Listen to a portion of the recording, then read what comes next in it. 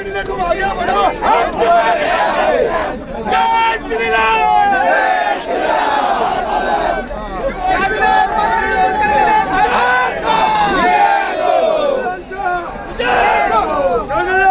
सर्वसामान्यांचा नेता लाडक्या बहिणींचा साहेब सर्वसामान्यांचा नेता हिंदू हा जो काही विजय माझा नसतो हा हिंदुत्वाचा विजय असं म्हणलं तरी अवघड होणार नाही. हिंदूंनी फार मोठ्या प्रमाणामध्ये सहकार्य केलं, मदत केली, म्हणून खरं बसतं आता एवढ्या मोठ्या प्रमाणामध्ये लीड करण्याचं काम केलं. छोट्या माणसापासून तर मोठ्या माणसापर्यंत तरुण असतील, ज्येष्ठ असतील, वयोवृद्ध असतील किंवा असणाऱ्या आमच्या मुख्यमंत्री माझ्या लाडक्या बहिणी असतील यांनी मोठ्या प्रमाणामध्ये सहकार्य करण्याचं काम केलं आणि प्रत्येकाने एकच गोष्ट समजून घेतली की मीच विधानसभेचा उमेदवार आहे. या भावनेतून मोठ्या प्रमाणामध्ये प्रत्येकाच्या परीने कोणाचा नातेवाईक असेल, कोणाचा मित्र असेल, कोणाचे वेगवेगळ्या प्रकारचे संबंध असतील असे प्रत्येकापर्यंत पोहोचले. म्हणून माझ्यासारख्या सर्वसामान्य अर्थाने हा मोठा विजय झाला आणि या विजयाच्या सर्व जनतेचे मनापासून आभार, त्यांना मनापासून धन्यवाद देतो. आणि किती कदाचित मला असं वाटतं धन्यवाद दिले तरी कमी पडतील.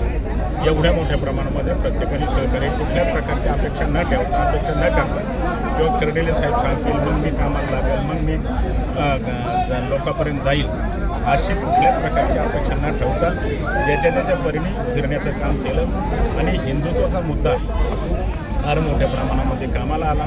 तरुण मुलांनी ही निवडणूक हातामध्ये घेतली, प्रत्यक्ष ही निवडणूकच जनतेने हातामध्ये घेतली, म्हणून हा एवढ्या मोठ्या प्रमाणामध्ये विजय पाहायला मिळालं. महायुतीचे जे कार्यकर्ते असतील, मी आता कोणाचं नाव घ्यावा असा माझ्यापुढे प्रश्न निर्माण झाला. कदाचित चुकून होतून जर कदाचित एखाद्याचं नाव राहिलं तर ते नाराजी व्यक्त करण्याची शक्यता नाकारता येणार नाही. महायुती असेल, घटक पक्षाचे काय प्रमुख नेते असतील यांनी सगळ्यांनीच सहकार्य करण्याचं काम केलं. विशेष करून आमच्या राज्याचे नेते देवेंद्र फडणवीस साहेबांनी पहिल्या यादीमध्येच मला भारतीय जनता पार्टीची उमेदवारी दिली आणि त्यांना तेवढा विश्वास होता, खात्री होती. राहुरी मतदारसंघामधून कर्डिले विजय होती या भावनेतून मला मदत करण्याचं काम केलं. आणि त्यांनी नेहमीच मला 2014ला मुख्यमंत्री असताना 2014पासून 2019पर्यंत विकासाच्या कामाला मोठी साथ दिली, सहकार्य केलं.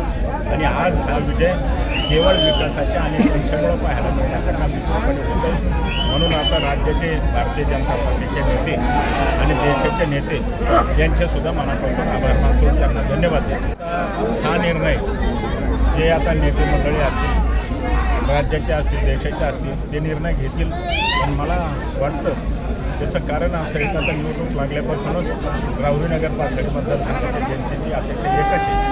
असं अनेक वेळाला संधी दिली, परंतु सर्वसामान्य जर माणसा व्यक्तीला जर संधी जर दिली तर जिल्ह्यामध्ये नक्की निश्चितपणे त्याचा फायदा भारतीय जनता पार्टीला होईल हे मी आपल्याला सांगू इच्छितो. सर्वसामान्यांचा माणूस, सर्वसामान्यांच्या हक्कासाठी जागणारा माणूस या महाराष्ट्रामध्ये मुख्यमंत्री एकनाथ शिंदे, देवेंद्र फडणवीस, अजितदादा यांनी ज्या लाडक्या बहिणीची योजना राबवली, पीक विमा योजना राबवली, मुलींना शिक्षण मोफत दिलं आणि सर्वसामान्य माणसाला न्याय देण्याचं काम ह्या महायुतीच्या सरकारने केलं.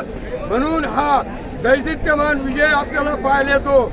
कोणासंग दादागिरी नाही, कोणासंग दहशत नाही. दहशत केली त्यांना लोकांनी पराजयाची छाया दाखवली. मी एक सर्वसामान्य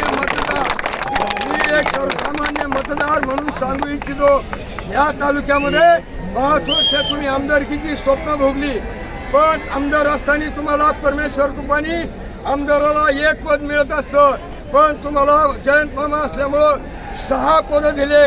तुम्ही शिक्षण मंत्री होते, ऊर्जा मंत्री होते, आदिवासी विकास मंत्री होते, नव्या नगर विकास मंत्री सुद्धा होते. पण 2.5 वर्षाच्या कालावधीमध्ये